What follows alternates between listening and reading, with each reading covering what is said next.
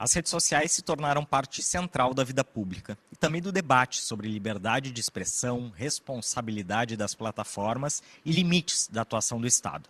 Nesta semana, o presidente Lula assinou 2 decretos que atualizam regras para Big Techs e fiscalização sobre plataformas digitais. O que muda na prática? Qual é o limite entre regulação e controle? E como equilibrar combate a crimes e liberdade na internet?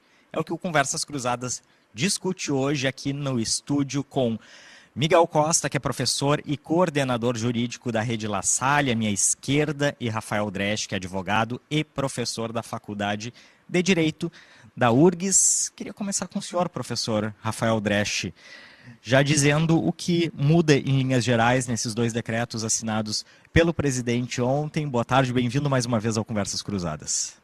Boa tarde, né, a todos os colegas aqui de bancada, boa tarde aos que nos assistem. É uma satisfação, né, voltar aqui a esse programa, que já estive tantas vezes, em tantos formatos diferentes, né, e é um programa que sempre contribui muito para o debate público e, mais uma vez, né, trazendo um tema tão importante, tão interessante para as nossas vidas. Eu diria que esse decreto, né, esses decretos, na verdade nós temos 2 decretos, né, eles deveriam ter por tarefa regulamentar, né, a legislação.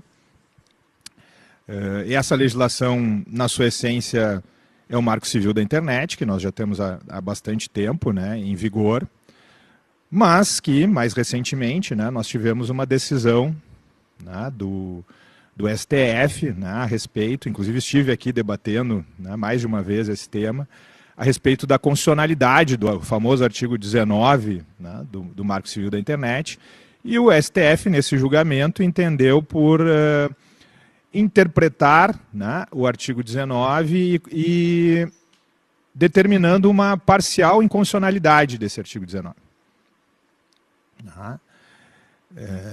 Em um formato, inclusive, um pouco estranho, porque a decisão ela gera uma ementa que é quase um novo Marco Civil da Internet. E com base nisso, né, esses decretos, eles, de alguma forma, vão regulamentar esse contexto, né, de uma nova interpretação do STF sobre o Marco Civil da Internet. Só que o que se discute, eu acho que é o que nós vamos discutir aqui, é até que ponto um decreto, né, pode regulamentar, né, e talvez extrapolar um pouco da sua competência para estabelecer novos direitos, novos deveres, que não exatamente contidos no Marco Civil da Internet ou até nessa interpretação que o STF dá. E eu acho que essa é a grande discussão, porque, inclusive, a decisão no STF, ela remete ao Poder Legislativo para depois, né, devidamente legislar sobre o tema. E nós não tivemos uma atuação do Poder Legislativo, e, em vez, né, de uma lei nesse sentido, temos 2 decretos presidenciais, né, que vão, então, de alguma forma, disciplinar, né, inclusive atribuindo poderes, né, de regulação da rede pela ANPD. Né, e essa regulação efetiva da rede pela ANPD, né, que está estabelecida no decreto, ela não está exatamente prevista no Marco Civil da Internet, né, e, de alguma forma, inova, né, e por isso a discussão da competência. Né. Então, são essas as considerações iniciais, mas lembrando, né, que esses decretos eles estão publicados hoje, se eu não me engano, no Diário, né, Oficial, então nós temos uma primeira impressão aqui, mas certamente esses temas que estão relacionados, eles vão dar ensejo a um debate ainda bastante detido, né, sobre as diversas questões ali que estão estabelecidas. Quando o senhor questiona se um decreto poderia fazer o que faz, é porque é um ato unilateral do presidente da República sem ter passado pelo Congresso Nacional, é isso? Exatamente, né? Um ato do presidente da República, a competência legislativa, ela é originariamente do Poder Legislativo, do Congresso Nacional, né? Claro que nós sabemos que existe uma competência também complementar, vamos dizer assim, por parte, né, dos outros poderes, inclusive do Poder Executivo, mas, de alguma forma, nós temos que avaliar se essa disciplina, através de decreto, é adequada, né, para o conteúdo que existe no decreto. Né? Eu acho que é esse o cotejo que nós devemos analisar ao interpretar essa lei, esses decretos, né, à luz da legislação. Perfeito. Professor Miguel Costa, quero ouvir também o senhor sobre impressões iniciais aí sobre esses 2 decretos assinados pelo presidente. Boa tarde, bem-vindo ao Conversas Cruzadas. Muito obrigado, Eduardo, professor. Sempre um prazer poder conversar em alto nível. E é bem isso, são primeiras impressões, né? O decreto foi comunicado ontem, publicado hoje, então é bem essa ideia de primeiras impressões. Então, enaltecer a qualidade do programa e a iniciativa de trazer já imediatamente, tão quentinha a discussão para a gente já. O professor trabalha bem, quando diz que o tema é muito novo, é palpitante, vai render muitas discussões ainda. Mas a gente acho que tem que entender um pouquinho do contexto em que ele foi publicado, o contexto em que as coisas aconteceram, porque a gente vive um momento bem complexo, social, antropológico, de violência contra a mulher, de violência contra grupos minoritários, de violência contra crianças. E a internet ele acaba sendo um campo fértil e quase liberado para uma série de abusos que têm acontecido. O Marco Civil da internet é uma legislação importante, em que pese já existe há alguns anos, ainda é uma legislação moderna, que contempla muitas coisas, mas num ambiente muito hostil, e vamos trabalhar bem a ideia do direito da mulher, de perseguição na internet, de discurso de ódio contra a mulher. Eu não vou me apegar nessas expressões red pill, ou seja o que for, que virou muito comum na internet, mas tem muito discurso de ódio contra a mulher, e esse discurso de ódio contra a mulher, que é fomentado em redes sociais, que é fomentado em espaços públicos de internet, ele acaba reverberando na sociedade. Não à toa, dia após dia, diariamente, e é por horas. As estatísticas era por mês, virou por dias e agora é por hora. Quantas mulheres sofrem algum tipo de abuso por hora? E acho que alguma coisa deve ser feita. Tão logo saiu o decreto, na minha condição de advogado de muitas escolas e de universidades, a questão das redes sociais, a questão do bullying na internet, a questão do abuso da internet é uma coisa que acaba sendo do meu dia a dia. Então, logo surgiu a discussão, eu comecei a ler. E vi muitas impressões, concordando, apoiando, e muita gente discutindo. Inclusive, tem várias manifestações hoje no Congresso, tem vários projetos de decreto legislativo visando a suspender os 2 decretos do governo. Que eu divergindo um pouco do professor, eu acho que não extrapola a competência, porque ele visa justamente a regulamentar pontos que precisam ser regulamentados no marco civil da internet. Porque se eu não tiver um instrumento jurídico de regulamentação daquilo que está posto, eu vou ficar criando legislação, e a gente sabe o quão complexo é criar uma lei, o quão demorado é criar uma lei. Não dá para esperar criar uma nova lei que vai estabelecer direitos para a proteção da mulher na internet, não posso esperar. Eu já tenho uma lei, que é o Marco Legal da Internet. Esse crescente número de casos e de ódio contra a mulher na internet, contra a criança, abuso, que ocorre na internet, ele é particularmente novo. Essa intensificação é particularmente nova. Dá tempo de esperar uma nova legislação, como recomenda ou como sugere o STF? Talvez não. Vamos pegar o marco legal da internet que a gente tem e vamos regulamentar ele. E aí, algumas novidades são muito interessantes.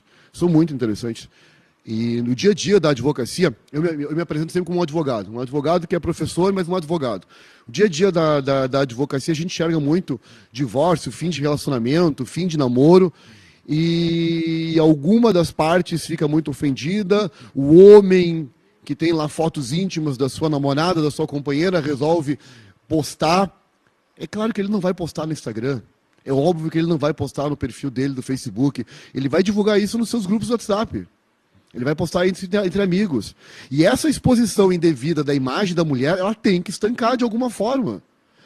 O decreto hoje, ele estabelece não só para as big techs, para Meta, para Instagram, para Telegram, Mas ele, inclusive, para aplicativos de conversas instantâneas, regras bem objetivas para que sejam removidos imediatamente esses conteúdos. Fixa o prazo de 2 horas. Porque uma das grandes dificuldades é entra com a medida, consegue uma liminar, o provedor de internet ele é intimado, até ele ser intimado, até ele cumprir a decisão, passaram-se 20, 30 dias. Hoje, o que cria a nova legislação é a vítima contesta diretamente e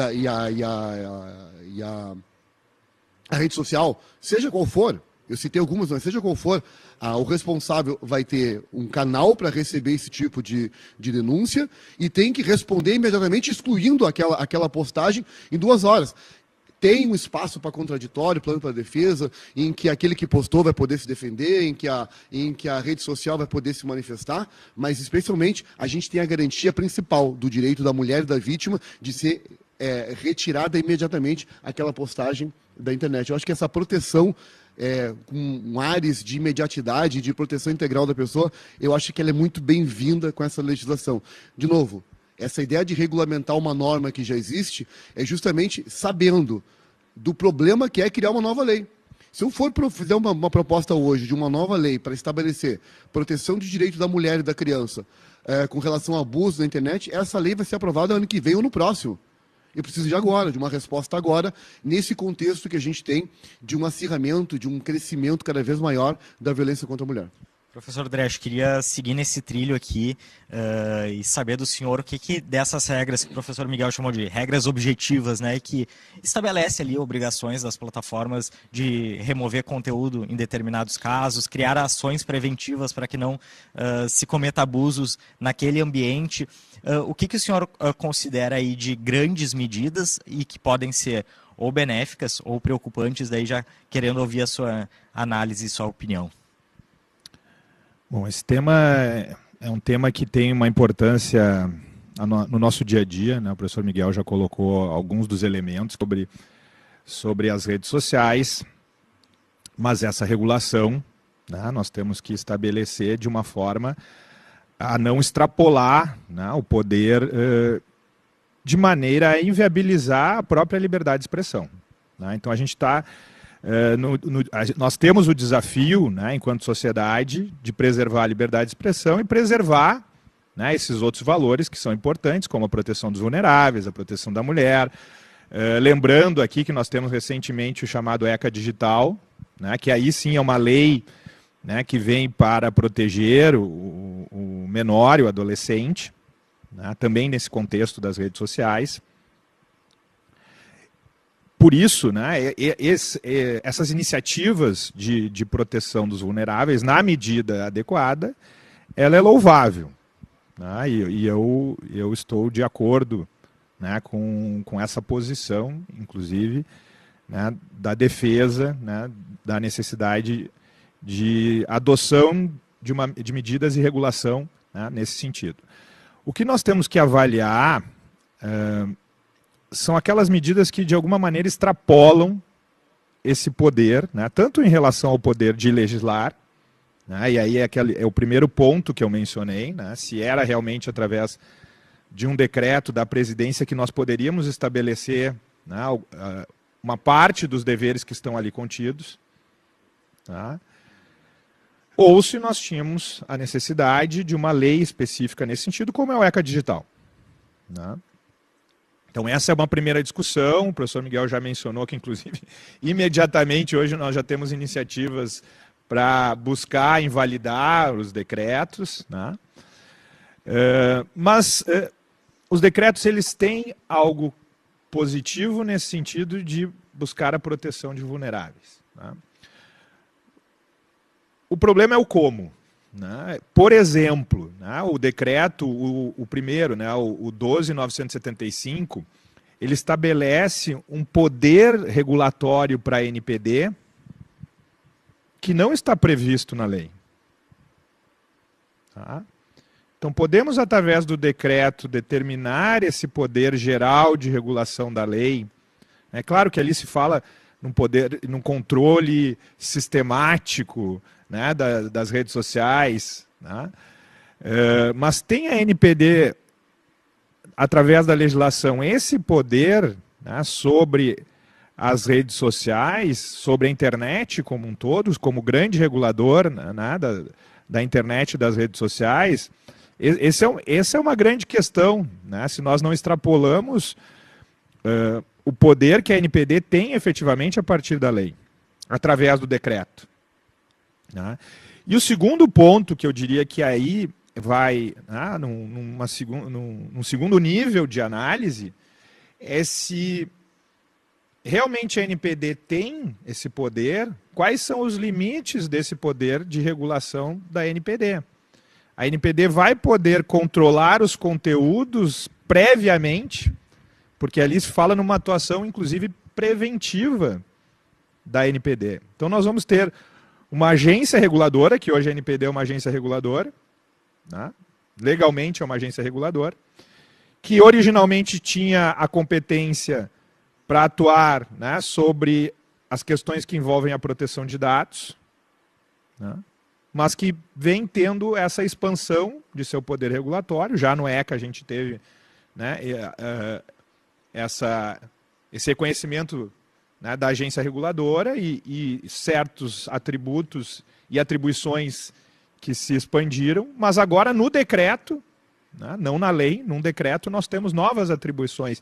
E mais do que isso, né, além de receber essas atribuições por decreto, essa competência de forma mais técnica, né, por decreto, se essa competência que ali está prevista de um controle prévio de conteúdos não nos leva à censura prévia, que é algo vedado constitucionalmente.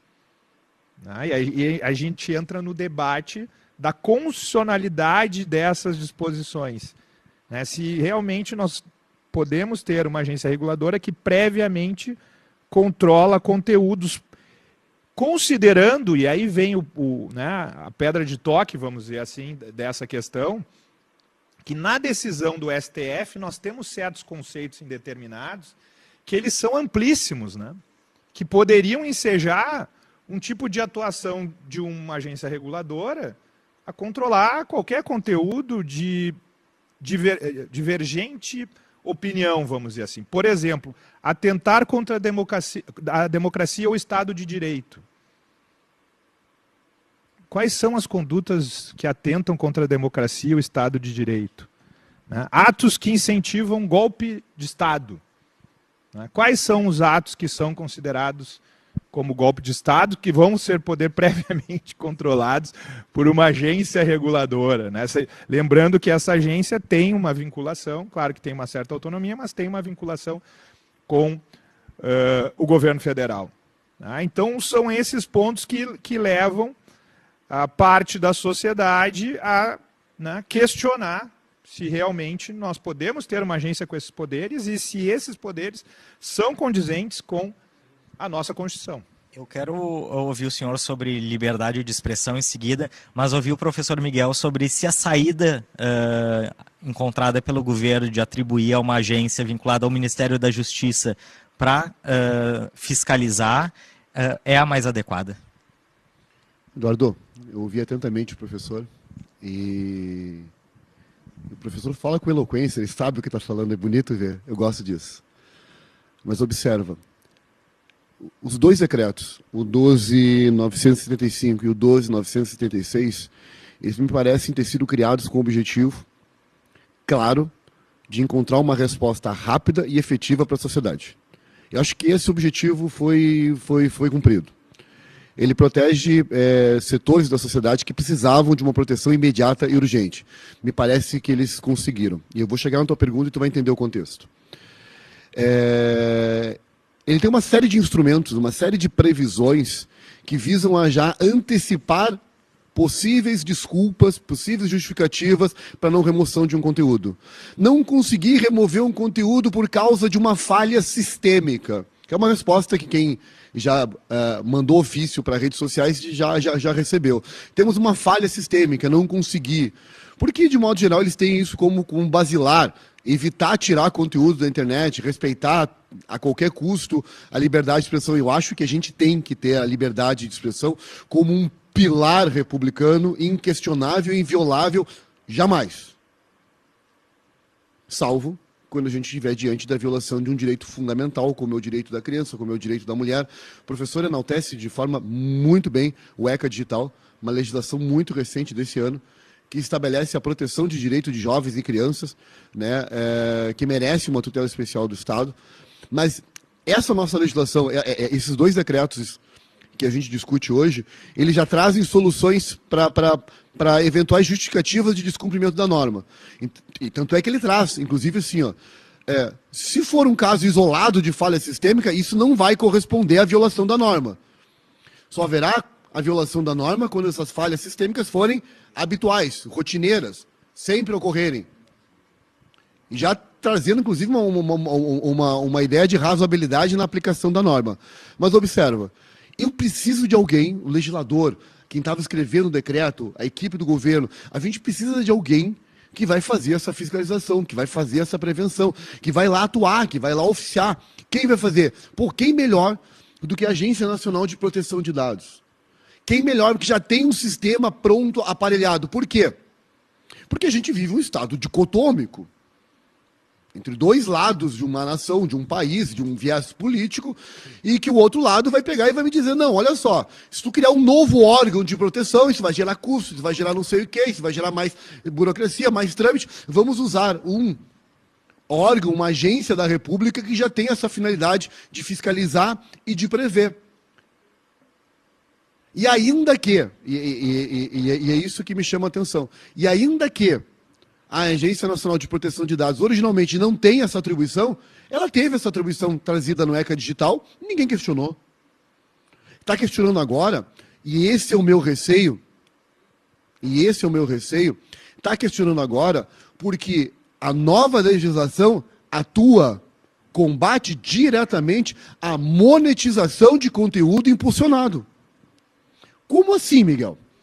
Muitas pessoas, muitos grupos, muitos indivíduos monetizam, pagam, impulsionam determinada postagem para que eles possam ter mais like, visualização, comentário, reencaminhamento, porque isso dá engajamento e visualização nas redes sociais. Mas muitas vezes esse conteúdo fomenta ódio contra a mulher.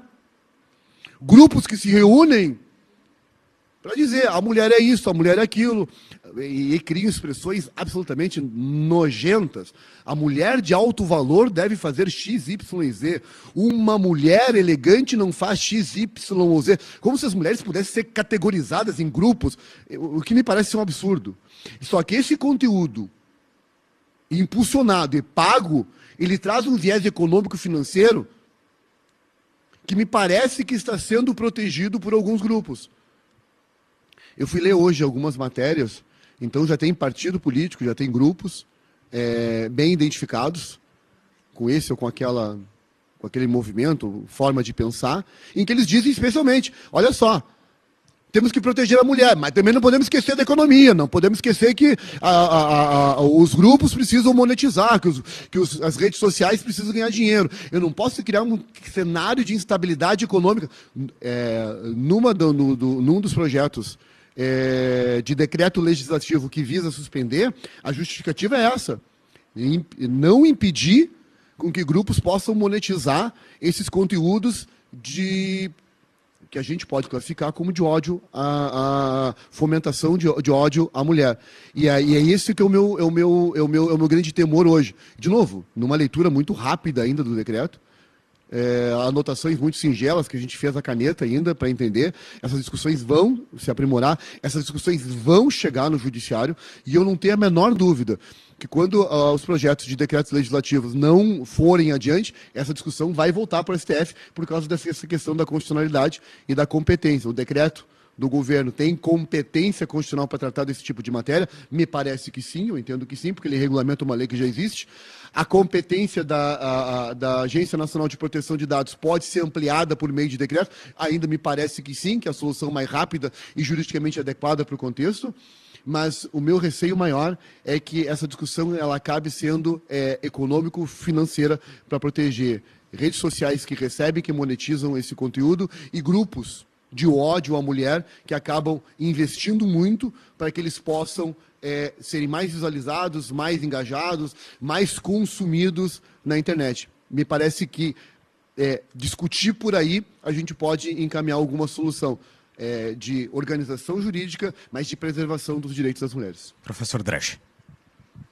Eu concordo em parte, né, com o professor Miguel. A parte que eu concordo é principalmente dessa necessidade, né, de proteção das mulheres, que nós temos nesse decreto 12.976, que nós temos no ECA digital também.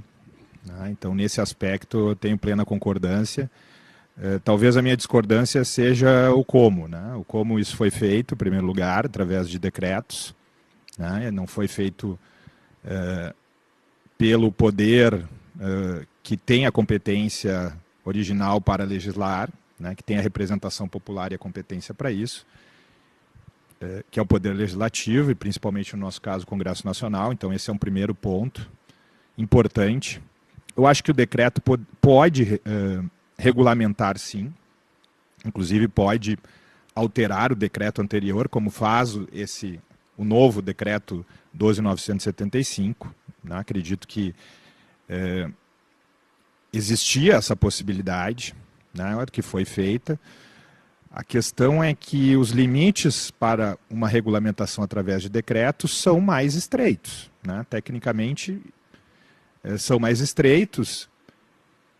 E no afã, né, de dar esses poderes à NPD, que é uma agência vinculada ao governo, como foi mencionado, me parece que se extrapolaram, né, os limites de um decreto. Tá? Então essa é uma divergência primeira, né? A questão da competência que o decreto pode ter para estabelecer, né, certos conteúdos, certos direitos e deveres que ali estão. O segundo ponto que me parece que é mais sensível, poderia dizer assim, diz respeito a esse poder de regulação da NPD, né? Se realmente a NPD tem essa atribuição, essa competência na legislação, e se ela pode ser estendida no decreto. Tá? E se essa regulação prévia ela é positiva para nós em função, principalmente, da preservação da liberdade de expressão e em decorrência, né, dos conceitos indeterminados que foram estabelecidos na decisão do STF quando julgou o artigo 19. Porque, como eu mencionei, ali nós temos certos conceitos que dão poderes, né, para uma intervenção, né, na liberdade de expressão, que me parece que são demasiados para uma agência. Então, atuar sobre questões de atentar contra o Estado de Direito, né, ou limitar conteúdos que eventualmente atentem contra a democracia. O que é realmente atentar contra o Estado de Direito e com a democracia? Quem vai dizer isso? São os conselheiros da NPD? Né? Eles têm essa competência para estabelecer esse julgamento? Né? E mais do que isso pode ser feito previamente, como de alguma forma os decretos possibilitam, né? Esse controle prévio de conteúdos. Essa é a grande questão que nos leva a uma discussão sobre censura prévia, que, né, no nosso Estado de Direito é tão importante. E, professor, como é que se estabelece esse limite, que na sua fala anterior o senhor falou, né, uma coisa é proteção de um grupo vulnerável, a outra é restringir liberdade ou censurar. O senhor agora trouxe o exemplo de um ataque à democracia, mas que é algo maior. Mas nesse conteúdo do dia a dia, assim, como se definir o que é ofensivo e o que não é, o que expõe e o que não expõe? Essa é a dificuldade, né? Assim, nós disciplinarmos a violência contra a mulher é algo mais objetivo. Disciplinarmos a violência contra menores e adolescentes, nós provavelmente teremos um consenso maior sobre esses temas, né? Agora, limitar o que se entende por desinformação, conteúdos que gerem desinformação. O que é o conteúdo que gera desinformação? Quem vai dizer o que é desinformação, né? Que na linguagem que nós utilizamos no dia a dia mais leigo, né? A linguagem leiga é a chamada fake news, né? O que é fake news, o que é desinformação e o que não é? É a NPD que vai nos dizer? Previamente, esse é o ponto. Tá? Claro que o judiciário tem essa competência constitucional, né, de resolver os conflitos, né, as lides que se apresentam, mas uma agência reguladora de forma prévia, e ainda por competência determinada por decreto, né, é nesse sentido que se discute, né, uma extrapolação de poderes estabelecidas por um decreto que não seria a via adequada para tal. Né, e mais do que isso, dando margem a um controle excessivo por parte de uma agência governamental. Né? E principalmente, aí a gente entra num debate que eu acho que até não vale a pena adentrar, porque a nossa discussão aqui é técnica, né? Que é fazer isso num contexto de eleição, né? Das eleições que nós temos, em que o governo participa diretamente da eleição e tem um interesse em certo controle de conteúdos. Né? A gente sabe que hoje o TSE, né, ele tem uma nova presidência, essa nova presidência ela se posiciona de uma forma diferente das presidências anteriores, ela teria uma competência, a princípio, de avaliar, né, os conteúdos que dizem respeito às questões eleitorais, mas, lateralmente, nós estamos criando poderes a uma agência, né, uma agência reguladora, a NPD, para também atuar no controle das redes sociais. Né? E aí gera a grande questão do debate político. Né? Por isso também que há tanta discussão sobre esses decretos. Porque, de um lado, né, está se defendendo, né, a possibilidade dos decretos, em função também de objetivos louváveis, como esse de proteção dos vulneráveis, mas, por outro lado, né, esse controle prévio e uma possível censura prévia gera um receio, principalmente de quem é oposição. Então, a gente está no meio desse debate, num decreto que foi publicado, 2 decretos que foram publicados hoje. Perfeito. Só não deixar passar o senhor falando uma mudança de presidência, o senhor está falando do ministro Nunes Marques, que assumiu o TSE, e a gente tem a memória da eleição passada, era o ministro Alexandre de Moraes. Professor Miguel, como que se estabelece esses limites do que é aceitável e do que não é aceitável na rede social? Que pergunta fácil de responder, hein? Exatamente. A discussão toda, ela parte sempre da ideia de quem quer se defender. E a gente vem discutindo isso, né? Quais são os limites para a gente entender o que é desinformação? Em algum momento eu fui chamado aqui, a gente discutiu sobre isso, e aí o meu outro debatedor me perguntou, mas o que é desinformação? Eu falei para ele com objetividade que me é peculiar. É mentira. Não tem muita dificuldade para entender o que é mentira. Mentira é o contrário da verdade. Não aconteceu, é mentira. Então a desinformação, a fake news é mentira. Não tem muita dificuldade em estabelecer o que é mentira. Foi na rede social, foi lá e mentiu, tem que retirar o conteúdo, porque ele é mentiroso, porque ele induz muitas pessoas. E quem são as pessoas que consomem esse conteúdo de maneira a reproduzir ele? Grupos vulneráveis. Grupos vulneráveis. Pessoas que já não têm, que daqui a pouco não têm tanta alcance para interpretar, para entender, que passa replicando nos seus grupos do WhatsApp, da família, dos amigos, e replica aquela informação como se fosse verdadeira. Essa multiplicidade, a gente chama de viralizar a informação. Essa informação não pode viralizar se ela decorre e tem como origem a mentira. E as pessoas vão, nas eleições, trazer informações mentiras. Não importa o lado da trincheira, o lugar que tu esteja. Os grupos vão trazer, isso é uma certeza. Mas e o que seria a violação do Estado Democrático de Direito, ou o que seria a violação da democracia? Como eu vou fazer? Se alguém pega um cartaz e diz, eu quero intervenção militar já, ele está violando o Estado Democrático de Direito. Dá para entender objetivamente. Eu consigo entender o que é violência contra a mulher, o que é ódio contra a mulher. É um elemento objetivo, eu consigo entender com clareza. Que eu não posso submeter crianças e adolescentes à pornografia, à pedofilia. É objetivo. E quando a gente diz... isso vai estar submetido à Agência Nacional de Proteção de Dados, isso é ruim, e eu vou dizer, professor, talvez não seja o ideal. Talvez o ideal seria uma nova lei, o ideal, dentro da ideia do ideal platônico, o ideal seria uma nova lei que estabelecesse novas regras e uma nova agência para tratar só disso. Esse talvez seja o ideal. Mas entre o ideal e o possível. E o que eu devo fazer agora para a resposta à sociedade? Eu preciso responder. Eu não posso esperar para daqui a 2 anos para mais 50 mil mulheres morrerem porque eu fiquei discutindo se a Agência Nacional de Proteção de Dados podia ou não podia fazer. Ela pode. Mas o conselheiro tem competência técnica, competência constitucional, competência legal para discutir o que é desinformação, ou o que é abuso contra a mulher, ou essa foto está errada, eu não posso postar. Eu não posso postar uma foto da mesma mulher. Talvez, só de perguntar isso, o cidadão já tem algum problema grave de caráter. É óbvio, se a tua ex-mulher, a tua ex-namorada, a tua ex-companheira, a tua ex-ficante, a tua ex-visualizante, seja como tu chame. Se ela é tua ex alguma coisa, tu não pode postar mais nada dela. E se tu quer se defender em algum local, tu vai poder se defender perante a Agência Nacional de Proteção de Dados. Mas aqui é importante entender, a decisão do conselheiro na Agência Nacional de Proteção de Dados, ela não é definitiva. Ela vai estar submetida ao judiciário.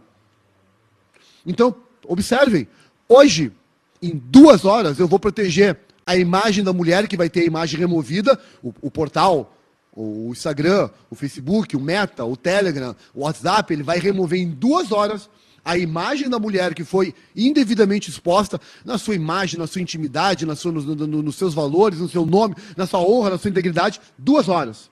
Eu protejo esse direito que é inviolável, que é inalienável, mas o cidadão, a cidadã, a pessoa que foi lá e postou e não concorda e acha que isso é violação da liberdade de expressão, discute isso perante o órgão competente, que pelo decreto é a Agência Nacional de Proteção de Dados. Mas eu acho que essa decisão é nula porque a Agência Nacional de Proteção de Dados é incompetente pela lei. Muito bem, discute no judiciário. Tu vai ter oportunidade de ter aquilo que às vezes os bancos universitários chamam de a resposta correta, a resposta mais adequada, a única resposta correta. Ele vai ter essa possibilidade que é perante os tribunais. Então, assim, é trazer com objetividade, precisamos preservar direitos, precisamos proteger as pessoas. O mundo da internet não pode ser um mundo sem leis, sem normas, sem regulamentação, que eu faço o que eu quero. E que eu faço o que eu quero, sejamos perspicazes e tenhamos presentes isso. As pessoas não viralizam esses conteúdos na internet por acaso. Eles viralizam, primeiro, para fins econômicos. Pode ter um fim ideológico? Pode ter um fim ideológico. Eu tenho que proteger o meu grupo, eu tenho que proteger a ideia que eu tenho de Estado, de país, de nação, sim. Mas muito é uma finalidade econômica, financeira. Falar mal de mulher na internet dá dinheiro. Eu não posso conviver com isso. Conviver com o injusto, conviver com o abuso, conviver com a exploração financeira da imagem da mulher me parece um absurdo. E vai lá um grupo, e eles se reúnem num grande podcast, e eles filmam um podcast, aquele podcast de 1 hora vira 30 cortes de 30 segundos, porque isso é internet hoje. Eu quero consumir 30 segundos. Mais de 30 segundos eu não consigo mais ficar no vídeo. Mais de 30 segundos eu já quero passar. Eu já vou passar a telinha para cima, eu já quero passar. Então isso gera cortes. Cortes em que eu estabeleço qual é o padrão esperado para uma mulher de grande valor. Esses cortes vão estabelecer perfis, modelos de conduta, que se a minha mulher na prática do meu lado não respeitar esse modelo que eu aprendi lá no podcast XYZ, eu vou começar a combater ela. Eu vou agredir ela. Eu vou começar a entender que aquele procedimento é inadequado. Eu vou reproduzir um discurso de ódio contra a mulher. Tem como coibir isso? Até pouco tempo atrás a gente tinha muita dificuldade. Com o decreto, talvez a gente tenha mais agilidade nessa resposta. Eu ouvindo o senhor, fiquei pensando na aplicabilidade prática das coisas. O senhor trouxe o exemplo da regra das 2 horas. Sim. Quem vai julgar isso é a plataforma. Faz a denúncia na plataforma, ela que decide se tira ou não. Sim. E não vai garantir o contraditório de imediato, certo? Exatamente. É com base numa diretriz geral. É com base numa diretriz geral, ela decide e depois isso pode ser questionado. Isso. Posteriormente. Então, a mulher, olhei uma foto aqui, tá a minha foto, vou pegar uma bem leve, tá a minha foto de biquíni que ficou no grupo dos amigos do futebol. Um grupo de 40 rapazes lá, e o cidadão, o elemento, o ex-namorado, resolveu postar a foto dela de biquíni naquele grupo. Ela soube, e o portal, o WhatsApp, o Facebook, o Instagram vai ter que criar um canal para isso, a regra estabelece, em que ela vai poder pedir, eu quero que seja excluída a minha foto, porque não tem cabimento, a minha foto está circulando num grupo de pessoas que muitas vezes sequer conheço a exposição da minha imagem. O portal tem 2 horas para tirar essa imagem. Meio que imediato. Meio que de imediato. Quem postou, ou quem fez a postagem, pode questionar, vai poder questionar. Perante a agência nacional, perante o judiciário, vai poder dizer que não cometeu nenhuma ilicitude. Vai poder fazer isso. Mas, de imediato, a gente quer proteger a imagem e a integridade da mulher. Queria ouvir a sua visão sobre esse ponto específico. Esse ponto eu concordo plenamente, né? Eu acho que a divergência não é exatamente sobre isso, né? A questão da necessidade de proteção da mulher, e até nesse sentido me parece que o decreto ele se limita ao que poderia ser, né? Ele, na verdade, regulamenta algo que já estava no Marco Civil da Internet, né, como exceção, né? Nós temos no artigo 19 ainda, porque ele foi julgado parcialmente inconstitucional, a necessidade de uma notificação do Poder Judiciário para remover conteúdos, né? Mas existem exceções que são da proteção à propriedade intelectual e também imagens, cenas, vídeos de nudez e sexo. Então a gente já tinha essa exceção prevista no Marco Civil da Internet. Claro que sem a devida regulamentação, né, e talvez nesse sentido o decreto, o 12, né, que é o segundo, o 12.976, eu não analisei ainda no detalhe, né, mas ele pode ter bem andado ao disciplinar o como se dá, né, essa remoção imediata, né, em até 2 horas, para a proteção da mulher. Eu acho que nesse sentido não há divergência aqui. A minha divergência, né, é sobre um aspecto que o professor Miguel ressaltou, sobre essa facilidade de se determinar o que é a verdade e o que é a mentira, né? Eu gostaria de ter essa facilidade, professor Miguel, mas né, já que o senhor citou Platão, né, desde de Sócrates e Platão a gente tem essa dificuldade, né? Platão era o defensor, assim como Sócrates, né, o defensor da busca da verdade, sobre essa premissa eles fundaram a filosofia. Essa sim é a pergunta difícil. Sim é a pergunta difícil. Sobre essa premissa eles fundaram a filosofia, né, para se contrapor aos sofistas. Mas o que Sócrates dizia e ressaltava era justamente a nossa dificuldade em determinar a verdade. Né, que nós temos que buscá-la, nós temos, mas quem determina a verdade? Né, num contexto do debate público. Por isso que a liberdade de expressão ela tem esse papel tão importante no Estado de Direito. Porque é a liberdade de expressão que permite o debate público e permite buscarmos conjuntamente, né, nos aproximarmos da verdade. Se nós limitamos certas posições, essa busca da verdade ela fica limitada. Então, nas questões que envolvem proteção dos vulneráveis, da mulher, da criança, do adolescente, remoção de conteúdos em questões mais objetivas, que concordo que são mais objetivas, me parece que uma regulação adequada, né, ela se faz necessária e, nesse ponto, parte dos decretos eu acho que foram positivos, inclusive. A minha divergência, né, é sobre esse poder que tem a NPD, primeiro, né, uma primeira divergência que poderia a NPD ter esses poderes, né, essa competência por um decreto? Bom, mas passando esse nível, como eu disse, para um segundo nível, a NPD atuando sobre esse controle de conteúdo, ela vai poder fazer esse controle prévio com base nesses conceitos mais amplos de outras questões que aí não são tão objetivas, como essa da desinformação, né? Eu trago um exemplo para nós pensarmos como em certas situações é difícil determinar o que é informação, o que é desinformação.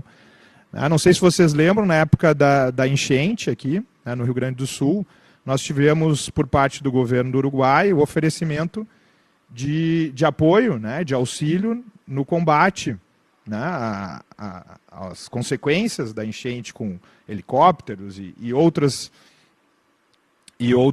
meios. Né? E o governo federal recusou em parte e aceitou alguma parte do que foi oferecido pelo governo do Uruguai. Aí o que aconteceu? A Folha de São Paulo noticiou isso, né? Disse, o governo recusa apoio, né, do governo uruguaio. Né? E a União, né, o governo, entendeu que esse conteúdo ele gerava uma fake news, uma desinformação, e buscou, através da AGU, combater, né, a Folha de São Paulo nesse sentido. Mas o que nós tínhamos ali? Nós tínhamos uma recusa em parte, ou seja, o governo entendendo que havia a aceitação de outra parte. As duas posições, elas tinham a sua verdade sobre aquela questão, né? Então nós vamos poder remover um conteúdo, né, de um meio de comunicação, como um jornal, ou a televisão, e não foi só a Folha de São Paulo, foram outros meios também que divulgaram nesse sentido, né? E o governo buscou taxar isso como fake news e buscou remover esses conteúdos. Mas eles estavam informando sobre uma recusa que aconteceu. Não foi uma recusa total, mas foi uma recusa parcial. Se nós não tivermos a liberdade de expressão e debate público sobre isso, e uma agência governamental for lá e retirar o conteúdo, infelizmente, né, nós vamos ter censura prévia, o que, né, num Estado de Direito e pela nossa Constituição, é vedado. O professor Miguel trouxe o argumento do saída possível, no tempo possível. Queria ouvir o senhor sobre, de forma bem mais ampla, se o Brasil tem conseguido fazer no tempo certo esse debate, porque a gente está falando aqui no decreto, mas tinha também um projeto no Congresso, né, falando, né, chamado PL das Fake News, né, popularmente falado. Se o Brasil está conseguindo dar as respostas no tempo que as necessidades estão vindo. O direito, esse é um desafio do direito, né? Da legislação e do direito especificamente. A tecnologia ela avança, né, cada vez mais rápido, a gente tem o efeito exponencial, né? A lei de Moore está aí, a cada 1 ano e meio, né, dobra a nossa capacidade computacional e o volume de dados aumenta e a tecnologia se desenvolve, agora com a inteligência artificial inclusive. E, por outro lado, o direito depende de todas essas formalidades e essa burocracia, que a gente sabe, né, para responder a esse contexto que se transforma diariamente. Tá? Então, me parece que esse vai ser um desafio sempre, né, de acompanhar as mudanças através de uma legislação que possa se adaptar. Por isso, a disciplina detalhada, muitas vezes, ela não é adequada, porque ela pode se tornar defasada rapidamente. Né? Mas nós temos um Marco Civil da Internet, nós temos uma Lei Geral de Proteção de Dados, nós temos um ECA Digital, e a questão da lei das fake news, me parece que ela, de certa forma, travou, porque existe um forte debate político por trás disso, né, que, de alguma maneira, trava o desenvolvimento de uma lei específica nesse sentido, e torna a discussão muito ideologizada, vamos dizer assim, né, menos técnica e mais ideológica. Então, em algum aspecto, nós avançamos, né, numa velocidade satisfatória, me parece, mas, né, talvez, né, em parte do conteúdo, nós estejamos parados, ou, né, não com a velocidade desejada, porque estamos nesse contexto, né, de um acirramento ideológico. O senhor trouxe exemplos concretos, né, de violação da intimidade, violação da imagem das pessoas, mas queria ouvir também um pouco sobre opinião, né, como que esses decretos eles tratam disso, o que pode deixar em aberto em relação a quando alguém dá uma opinião sobre outra pessoa que pode se sentir ofendida com essa opinião, como as plataformas vão lidar com isso? Excelente questionamento. A questão da opinião vai bem ao encontro, vai ao encontro da ideia de preservação da liberdade de expressão. A gente pode ter uma opinião divergente. O professor e eu hoje aqui concordamos em alguns assuntos e divergimos de outros. É opinião. Quem vai dizer quem está certo e quem está errado? Talvez uma nova decisão judicial, talvez um artigo científico, talvez um trabalho de conclusão de um dos nossos alunos. Tá bom. Mas é opinião. O respeito à opinião sempre ele vai ter que existir, porque isso é pilar da democracia e da república. Agora, existem alguns assuntos que não admitem, pela natureza, ele não admite uma opinião diversa. Não é minha opinião que uma criança pode ser submetida a abuso a qualquer tipo de abuso. Na minha opinião, uma criança pode ser abusada. Não, essa opinião ela não existe. Essa opinião ela nasce viciada, é errada. Então, se tu traz essa opinião para um debate público e uma rede social, essa informação tem que ser excluída imediatamente. porque ela pode ser replicada e trazida e ser fundamento de outras tantas coisas erradas no âmbito da sociedade. É a opinião de que uma mulher pode sofrer violência sexual do marido. Não há violência sexual dentro do casamento. Não, isso não é opinião. Isso é a reafirmação de um ilícito. E isso dito em uma rede social, e eu gosto muito, eu adoro os encontros, né, os podcasts que as pessoas debatem, discutem, eu adoro. E a gente assiste os cortes, e isso pode gerar muitas coisas, a gente manda para os amigos, isso é muito legal. Mas daqui a um pouco alguém dizer, olha só, na minha opinião, o marido não comete violência sexual contra a esposa. Como assim, parceiro? E se eu disser que, na minha opinião, uma autoridade da República cometeu um crime? Eu acho que tu pode ter essa opinião. Acho que tu pode ter tranquilamente essa opinião, porque a gente vai submeter aquela conduta à norma legal. Não, mas é absurdo imaginar que aquela conduta pode se aplicar com a norma legal, então não é crime. Bem, então vamos discutir isso no fórum adequado, que é o Poder Judiciário. Agora, eu não posso chegar aqui no teu programa e dizer, olha só, eu acho que a gente tem que começar a parar com essa discussão de pedofilia. Eu acho que as pessoas têm que se relacionar da forma como quiser. Não, isso não é opinião. Isso é a materialização do ilícito pela palavra. Isso não pode acontecer. Então existe... e aí é que a gente diverge um pouco. Opinião agora, professor, para mim eu tenho alguns limites que são objetivos. Não dá para dizer que o terno do professor é vermelho. É preto. Se eu disser que é vermelho, eu estou mentindo. Isso é fake news. Eu não sei se o professor é gremista ou colorado. Colorado. É nóis. E eu tô de azul. Eu vou dizer agora que o professor... Eu vou sair dizendo na rua que o professor é gremista. E vou sair espalhando essa notícia. Essa notícia é claramente uma desinformação. Inclusive ofende a pessoa que é objeto da... Não ofende por causa dos gremistas. Os gremistas todos são legais. Mas a gente que é colorado ou que é gremista, a gente tem isso como forte aqui no Estado.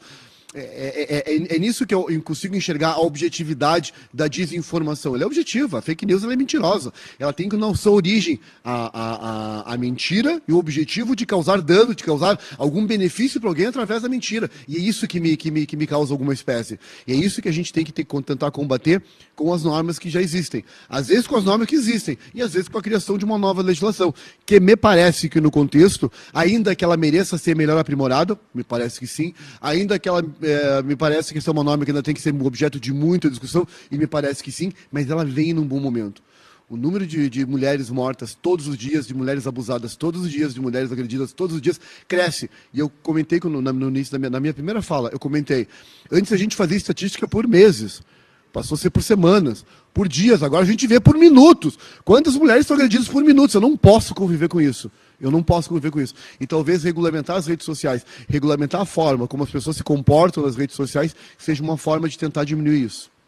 Perfeito. A gente vai se encaminhando para a reta final do programa. O senhor falou, né, que as pessoas na rede social agora consomem 30 segundos. Eu tenho um desafio mais fácil para o senhor, mas é a gente sintetizar aqui o que foi construindo de argumento ao longo do programa, mas num minuto e meio aí o seu pensamento sobre o que temos de decreto, de novidade, e já agradecendo ao senhor pela participação e pela vinda aqui ao estúdio. Não, o agradecimento quem faz sou eu, a oportunidade de conversar, de voltar a esse local, é muito gostoso sempre. É muito bom poder debater com o professor, o nível foi maravilhoso, os questionamentos foram perfeitos, eu que agradeço a oportunidade.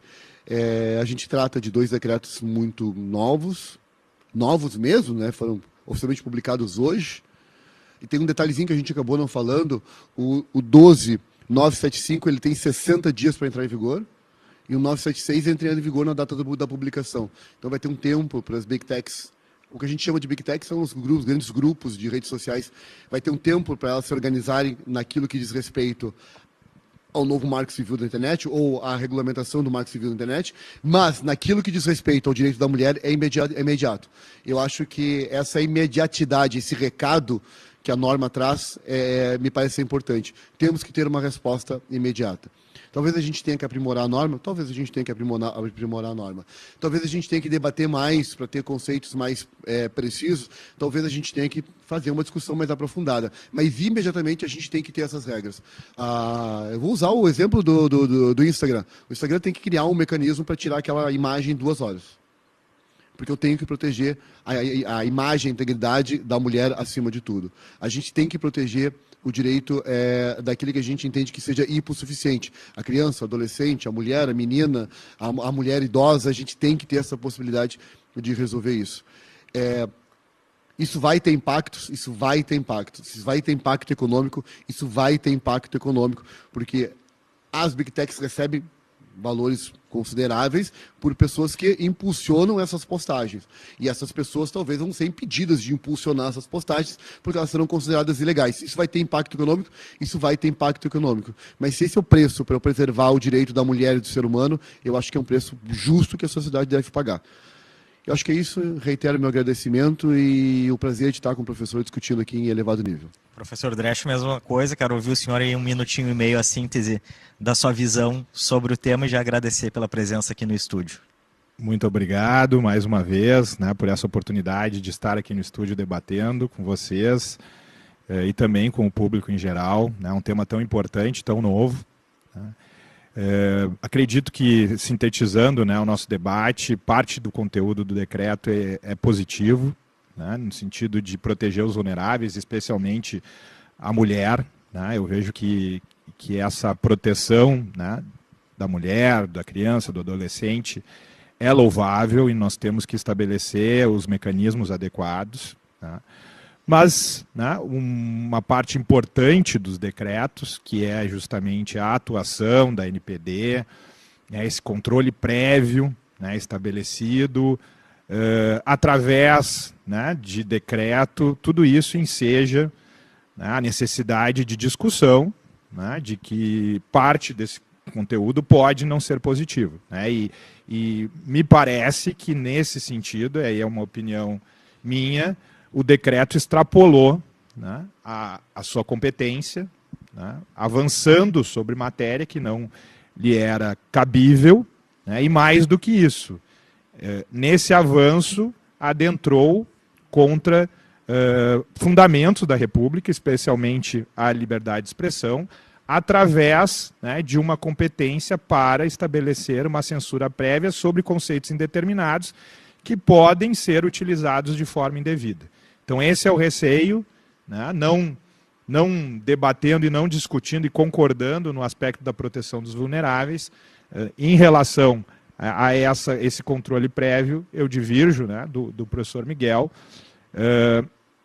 para, né, pensar, então, uma legislação adequada, né, para disciplinar essas questões sem que se afete a liberdade de expressão, sem que se estabeleça a censura prévia. Perfeito, obrigado e obrigado a quem nos acompanhou até aqui. A gente volta na segunda-feira, às 5h30 da tarde. Até lá.